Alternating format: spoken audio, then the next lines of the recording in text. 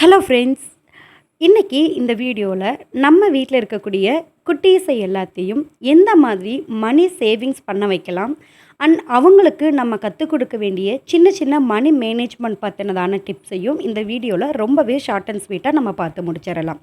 So வாங்க வீடியோக்குள்ளே போயிடலாம். Welcome back to our channel. First of all, எந்த ஒரு செயலுக்குமே சிறந்த ஆசான் அண்ட் ரோல் மாடல் யார் அப்படின்னா நம்மளுடைய குட்டீஸ்க்கு பேரண்ட்ஸ் தான். ஸோ ஃபர்ஸ்ட் உங்களுடைய அமௌண்ட்டை, அதாவது நீங்கள் வீட்டில் சின்ன சின்ன விஷயங்களுக்காக சேர்த்து வைக்கக்கூடிய மணியை அவங்களுடைய கையில் கொடுத்து நீங்கள் யூஸ் பண்ணக்கூடிய உண்டியலில் போடுறதுக்கு ஃபர்ஸ்ட் ஆஃப் ஆல் அவங்களுக்கு பழக்கப்படுத்துங்க. ஸோ நீங்கள் எந்த ஒரு விஷயத்தை செய்கிறீங்களோ அது நல்லதோ கெட்டதோ அதை தான் அந்த குழந்தைங்க செய்வாங்க.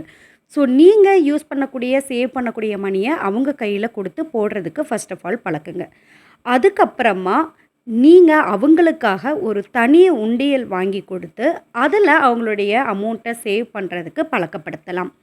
மூணாவதாக, அவங்களுக்கு கொடுக்கக்கூடிய டெய்லி பேக்கெட் மணியில் இருந்து ஒரு பர்டிகுலர் அமௌண்ட்டை சேவ் பண்ணுறதுக்கு கற்றுக் கொடுங்க.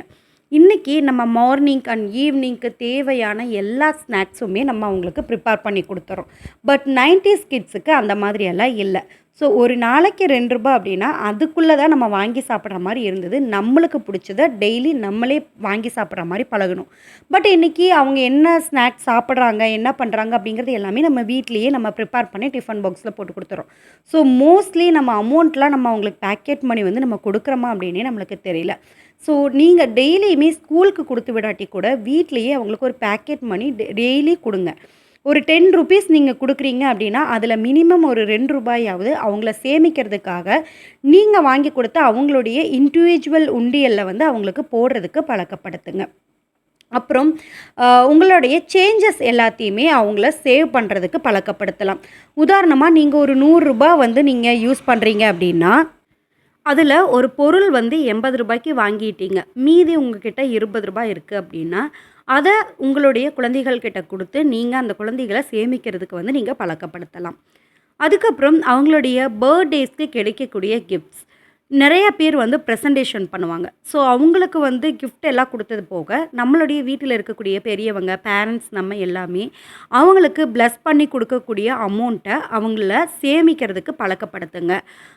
ஸோ அவங்க ஒரு பொருள் எனக்கு இந்த அமௌண்ட்டில் வேணும்னு சொன்னால் கூட அதை கொஞ்ச நாள் வெயிட் பண்ண வச்சு அதுக்கப்புறமா வாங்கி கொடுங்க. ஒரு மினிமம் ஒரு 15 டேஸ் ஆகுது, ஒரு 15 நாளாவது அந்த அமௌண்ட்டை வீட்டில் அவங்கக்கிட்ட பத்திரமா வச்சுக்க சொல்லி அதுக்கப்புறமா நீங்கள் அவங்களுக்கு வாங்கி கொடுங்க.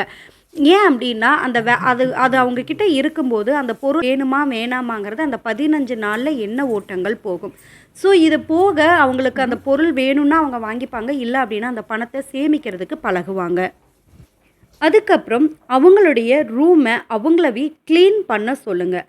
அவங்கக்கிட்ட இருக்கக்கூடிய ஓல்டு திங்ஸை சேல் பண்ண அவங்களுக்கு கற்றுக் கொடுங்க. இது 2 விதத்தில் யூஸ் ஆகும். ஒன்று, அவங்களுடைய ஒர்க்கை அவங்களே பார்க்க ஆரம்பிக்கிறாங்க. ஸோ அவங்க அவங்களுடைய ரூமை ரொம்பவே க்ளீனாக வச்சுக்கணும் அப்படிங்கிற ஒரு எண்ணம் அவங்களுக்கு வரும். அதை நம்ம பண்ணணுங்கிறது இல்லாமல் அவங்களாவே பண்ணிக்கிறதுக்கு அவங்க பழகுவாங்க. அதுக்கப்புறம் எந்த பொருளெல்லாம் அவங்க ரூமில் வேணும், எதெல்லாம் வேண்டாங்கிறது யோசிக்கிறது அவங்க கற்றுப்பாங்க. ஸோ அந்த வேண்டாத வேஸ்ட்டு பொருட்களை, புக்ஸ் ஏதாவது இருக்குது, இல்லை பழைய பிளாஸ்டிக் ஐட்டம்ஸோ இல்லை பொம்மை, டாய்ஸ் இந்த மாதிரி இருந்துச்சு அப்படின்னா யூஸ் பண்ணுறவங்களுக்கு ஷேர் பண்ண கற்றுக் கொடுங்க. இல்லை இது எதுக்கும் யூஸ் ஆகாது அப்படின்னு சொன்னால் அதை சேல் பண்ணிவிட்டு அது மூலிமா வரக்கூடிய அமௌண்ட்டை சேவ் பண்ணுறதுக்கு கற்றுக் கொடுங்க. அதுக்கப்புறம் அவங்கள அப்பப்போ அப்ரிஷியேட் பண்ணி சில மணியை அவங்க கையில் கொடுங்க. எக்ஸாம்பிளாக, ஒரு ட்ராயிங் அவங்க ரொம்ப நல்லா பண்ணுறாங்க அப்படின்னு சொன்னால் கண்டிப்பாக நீங்கள் அப்ரிஷியேட் பண்ணணும். குட் பாய் அப்படிங்கிறத விட நீங்கள் பண்ண ட்ராயிங் ரொம்பவே அழகாக இருக்குது, ரொம்ப சூப்பர்வாக இருக்குது, ஸோ நீங்கள் ரொம்ப நல்லா ஒர்க் பண்ணியிருக்கீங்க, அதுக்கப்புறமா குட் பாய், குட் கேர்ள் அப்படிங்கிறத சொல்லி அவங்களுக்கு அப்பப்போ ரெகுலராக கொடுக்காம சம்டைம்ஸ் நீங்கள் அவங்கள அப்ரிஷியேட் பண்ணி இதுக்காக ஒரு கிஃப்ட் மணியை நீங்கள் அவங்களுக்கு ப்ரெசென்ட் பண்ணுங்கள். ஸோ இது அவங்கள இன்னும் அவங்களுடைய ஆக்டிவிட்டீஸில் மோட்டிவேட் பண்ணிக்கிட்டே இருக்கும். நிறைய நம்ம பண்ணணுங்கிற ஆர்வத்தை தூண்டும். 2வது, நீங்கள் டெய்லியுமே மணி கொடுக்குறீங்க அப்படின்னா அதுக்காகவே அவங்க ஓடுற மாதிரி ஆயிரும். ஸோ அந்த மாதிரி பண்ணாமல் அப்பப்போ நீங்கள் அப்ரிஷியேட் பண்ணி நீங்கள் மணி கொடுக்கலாம். அதை அவங்கள சேவ் பண்ணுறதுக்கு நீங்கள் பழக்கப்படுத்தலாம். தென் நீங்கள் வந்து அவங்களுக்கு ஒரு ட்ரீம் இருக்குது அப்படின்னு சொன்னால் அதை அச்சீவ் பண்ணுறதுக்கு கண்டிப்பாக ஒரு பர்ட்டிகுலர் அமௌண்ட்டை சேவ் பண்ணி அதுக்கப்புறமா வாங்கிறதுக்கு பழக்கப்படுத்துங்க. ஒரு சைக்கிள் வந்து அவங்க வேணும் அப்படின்னு சொல்கிறாங்க அப்படின்னா, இல்லை ஒரு பர்ட்டிகுலர் டாய்ஸ் ஏதாவது கேட்குறாங்க, ரிமோட் கார் அந்த மாதிரி ஏதாவது கேட்குறாங்க அப்படின்னா, உடனடியாக நம்ம வாங்கி கொடுக்கறத விட அப்பப்போ அவங்க கையில் அதுக்கான அமௌண்ட் வந்து நீங்கள் கொடுங்க. ஸோ ஒரு 1000 ருப்பீஸ்க்கு ஒரு பொருள் வாங்குறாங்க அப்படின்னா, இன்றைக்கி வந்து ஒரு 200 கொடுங்க. இந்தாங்க, நீ இதை வந்து இந்த அமௌண்ட் வந்து வச்சுக்கோ, உன்கிட்ட பத்திரமா நீ வந்து வச்சுக்கோ, நான் அம்மா கொடுக்க நீ அதை கலெக்ட் பண்ணி வச்சுருந்து நீ கேட்ட அந்த பொருளை வாங்கிக்கோ அப்படின்னு சொல்லி அவங்க கையில் கொடுக்கும்போது சேவ் பண்ணுற மென்டாலிட்டி வரும். ஒரு பொருளை இப்படி தான் நம்ம மணி சேவ் பண்ணி வாங்கணும் அப்படிங்கிற மென்டாலிட்டி வரும். அதுக்கப்புறமா அந்த பொருளினுடைய வேல்யூ தெரியும். ஸோ எவ்வளோ டேஸ்க்கு அப்புறம் நம்ம வாங்குகிறோம் அப்படிங்கிற அந்த காத்திருப்பு அப்படிங்கிறது ஒரு வேல்யூவை வந்துட்டு அவங்களுக்கு இன்க்ரீஸ் பண்ணி வந்து அவங்களுக்கு கொடுக்கும். அதுவே அவங்களுக்கு ஒரு பெரிய அச்சீவ்மெண்ட் மாதிரி கிடைக்கும். ஸோ ரொம்ப நாள் காத்திருந்து நம்மளுக்கு அது கிடைக்கக்கூடிய அந்த ஹாப்பினஸ் அப்படிங்கிறது நம்மளால் சொல்லியே முடியாததா இருக்கும். ஸோ இதை வந்து நீங்கள் ட்ரை பண்ணுங்கள். அதுக்கப்புறம் ஒரு சின்ன சின்ன ஒரு டிப்ஸ் மணி மேனேஜ்மெண்ட் பற்றி நம்மளுடைய கிட்ஸுக்கு என்ன மாதிரி சொல்லிக் கொடுக்கலாம் அப்படின்னா, ஃபர்ஸ்ட் ஆஃப் ஆல் எதெல்லாம் தேவை, எதெல்லாம் நம்மளுக்கு அத்தியாவசியம் அப்படிங்கிறத சொல்லிக் கொடுங்க. வாண்ட்ஸுக்கும் நீட்ஸுக்கும் இருக்கக்கூடிய டிஃப்ரென்ஸை வந்து நீங்கள் மெயினாக குழந்தைகளுக்கு சொல்லிக் கொடுக்கணும். எல்லாமே நம்மளுக்கு தேவை கிடையாது. ஸோ நம்ம அனலைஸ் பண்ணணும்.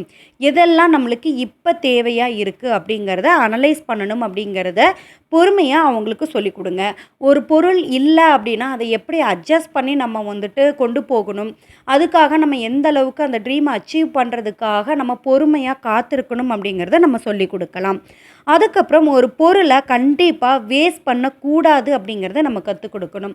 அது ஃபுட்டாக இருக்கட்டும், தண்ணியாக இருக்கட்டும், பணமாக இருக்கட்டும், எந்த ஒரு பொருளையுமே உழைப்போடு அவங்களுக்கு கம்பேர் பண்ணி நீங்கள் சொல்லிக் கொடுக்குறது மூலிமா அந்த பொருளை வேஸ்ட் ஆகிறத நம்ம அவாய்ட் பண்ணிக்க முடியும். ஒரு டாய்ஸோ இல்லை திங்ஸோ அவங்க உடைக்கிறாங்க அப்படின்னு சொன்னால் அதை நம்ம வாங்கிறதுக்கு எவ்வளோ நேரம் நம்ம உழைக்கணும் அப்படிங்கிறத கற்றுக் கொடுத்தாவே ஒரு மணியை உழைப்போட கம்பேர் பண்ணுறது மூலிமா அவங்களுக்கு அந்த பொருளினுடைய மதிப்பு அப்படிங்கிறது கண்டிப்பாக நம்ம தெரியும். இப்போ வீட்டில் ஏதாவது ஒரு கண்ணாடி ஜார் இருக்குது, அதை உடச்சிட்டாங்க, அது காஸ்ட்லியாக இருக்குது. இல்லை நம்ம நார்மலாக கிட்ஸுக்கு நம்ம மொபைல் கொடுக்குறோம். ஸோ அவங்களுக்கு மொபைல் அப்படிங்கிறது வந்து ஒரு என்டர்டெயின்மெண்ட்டாக தான் தெரியும். பட் அதனுடைய வேல்யூ என்ன, அதனுடைய அமௌண்ட் ப்ரைஸ் என்ன அப்படிங்கிறது அவங்களுக்கு தெரியாது. நம்ம யதார்த்தமாக விழுந்து உடஞ்சிருச்சு அப்படின்னு சொன்னால் அந்த அமௌண்ட் எவ்வளோ, அதை நம்ம வாங்குறதுக்கு நம்ம எவ்வளோ நேரம் உழைக்கணும். ஸோ அது ஒரு 15,000 வருதுன்னா என்னுடைய 1 மந்த் 30 நாள் நான் உழைக்கணும், 10 மணி நேரம் நான் உழைக்கணும் ஒவ்வொரு நாளுமே. ஸோ அப்போ தான் இதை என்னால் வாங்க முடியும் அப்படிங்கிறத அந்த குழந்தைகளுக்கு வந்து நீங்கள் சொல்லிக் கொடுங்க. ஸோ அப்படி நம்ம பண்ணும்போது அந்த குழந்தைகளுக்கு ஒரு பொருளை பத்திரமா வச்சுக்கிறதுக்கு வந்து அவங்களுக்கு தெரியும். நான் ரீசெண்டான்னு சொல்ல முடியாது, ரொம்ப நாளுக்கு முன்னாடி வந்துட்டு ஒருத்தருடைய ஆர்டிகல்ஸ் வந்து அவங்க படிச்சிருந்தேன். அண்ட் அதவே அவங்க இன்டர்வியூ கொடுக்கும்போது ரீல்ஸ்லேயும் நான் வந்து பார்த்துருந்தேன். ஆக்சுவலி அவர் வந்து ஒரு பிஸ்னஸ் மேன். அவர் வந்து ஒரு சின்னதாக ஒரு பிஸ்னஸ் வந்து பண்ணிகிட்ருக்காரு. அவங்களுடைய கிட் வந்து என்ன பண்ணிட்டாங்க அப்படின்னா, வீட்டில் ஒரு பெரிய எல்இடி டிவி வந்து உடச்சிட்டாங்க அவங்க ஆக்சுவலி. ஸோ அவங்க உடச்சப்போ அவங்க என்ன பண்ணாங்க அப்படின்னா, அவங்க அந்த குழந்தைய ஹார்ஷாக ட்ரீட் பண்ணுறதுக்கு அந்த மாதிரிலாம் இல்லாமல், எனக்கு அது வேணும் அப்படின்னு கேட்கும்போது என்ன அப்படின்னா, நான் உனக்கு வந்து பர்ட்டிகுலராக ஒரு ஒர்க் கொடுப்பேன், அந்த ஒர்க் மூலயமா நீ வந்து மணி வந்து ஏர்ன் பண்ணணும். ஸோ ஏர்ன் பண்ணி கொண்டு வரதுலேருந்து தான் நான் உனக்கு கண்டிப்பாக வாங்கி கொடுப்பேன் அப்படிங்கிற மாதிரியான ஒரு ஜேர்னலில் ஒரு இன்டர்வியூ வந்து அவங்க கொடுத்துருந்தாங்க. ஸோ அந்த ஒரு குறிப்பிட்ட நாள் அவங்களுக்கு கொடுத்து டெய்லியுமே அவன் ஸ்கூல் முடிச்சுட்டு வந்ததும் ஈவினிங் அந்த ஒர்க்கை அவன் கண்டினியூ பண்ணி மணி ஏர்ன் பண்ணி அதிலிருந்து வாங்குறதுக்கு கற்றுக் கொடுத்துருக்காங்க. ஸோ நம்மளுக்கு வெளியே இருந்து பார்க்கும்போது ஒரு குழந்தைய எந்த அளவுக்கு நம்ம வந்து ஒர்க் பண்ண வச்சு நம்ம அதை வாங்கி கொடுக்கணுமா அப்படின்னு நம்மளுக்கு வெளியே தெரிஞ்சாலும் கூட, நம்மளுடைய பாசம் அப்படிங்கிறது கண்ணை மறைச்சா கூட, அந்த தகப்பன் அவருக்கு என்ன பண்ணியிருக்காரு அப்படின்னா, ஸோ அந்த பொருளினுடைய வேல்யூவை இன்க்ரீஸ் பண்ணி கொடுத்துருக்காரு. அதில் இருந்து அந்த கிட் வந்து வீட்டில் எந்த பொருளையுமே அஜாக்கிரதையாக எடுக்கிறதோ உடைக்கிறதோ அந்த ஆட்டிடியூடு வந்து அவனுக்கு இல்லை. ஏன் அப்படின்னா, டெய்லியும் நம்ம ஒரு ஒர்க்கை முடிச்சுட்டு இன்னொரு ஒர்க்கை தொடங்கும்போது நம்மளுக்கு எவ்வளோ கஷ்டம் இருக்குது. ஸோ அதை நம்ம எப்படியெல்லாம் நம்ம சேல் பண்ணுறோம் அப்படிங்கிறத அந்த பையன் கற்றுருக்கா. ரெண்டாவது, அவன்கிட்ட இன்னொரு ஆட்டிடியூடு என்ன இருந்திருக்குன்னா, அவர் அச்சீவ் பண்ண சொல்லி டார்கெட் ஃபிக்ஸ் பண்ணின அந்த டார்கெட்டில் இருந்து இன்னொரு மடங்கு எக்ஸ்ட்ரா வந்து அவன் ஏர்ன் பண்ணியிருக்கான். ஸோ அந்த அளவுக்கு அவனை உழைக்கிறதுக்கு உந்துதல் வந்து அது பண்ணியிருக்கு அப்படின்னே சொல்லலாம். ஸோ ஒழுக்கத்தோட நிறைய விஷயங்கள ஒரு மாரலா அந்த குழந்தைகளுக்கு நம்ம கத்துக் குடுக்கறதுக்கு வந்து முடியும். ஸோ 2வது அதுக்கப்புறம் வந்துட்டு பார்த்தீங்க அப்படின்னா, ஓன் பர்ச்சேஸ் வந்து பண்றதுக்கு அவங்களுக்கு பழக்கப்படுத்துங்க. அவங்களுக்கு என்ன வேணும் அப்படின்னா கூட அவங்க கிட்டேருந்து ஒரு லிஸ்ட்டை வாங்கிட்டு போய் நீங்கள் வந்து வாங்கி வந்து கொடுக்காதீங்க. ஸோ அவங்களுக்கு பர்ட்டிகுலர் ஒரு அமௌண்ட்டை கொடுத்து அதில் இருந்து அவங்களுக்கு என்னென்ன பொருள் வேணும்னு கேளுங்க. இப்போ நம்ம உனக்கு என்ன வேணும், நான் ஸ்டேஷ்னரி போகிறேன் அப்படின்னா அவங்க க்ரையான்ஸ் வேணும், பென்சில் வேணும், பென் வேணும், புக் வேணும்னு நிறையா லிஸ்ட் அவுட் பண்ணுவாங்க.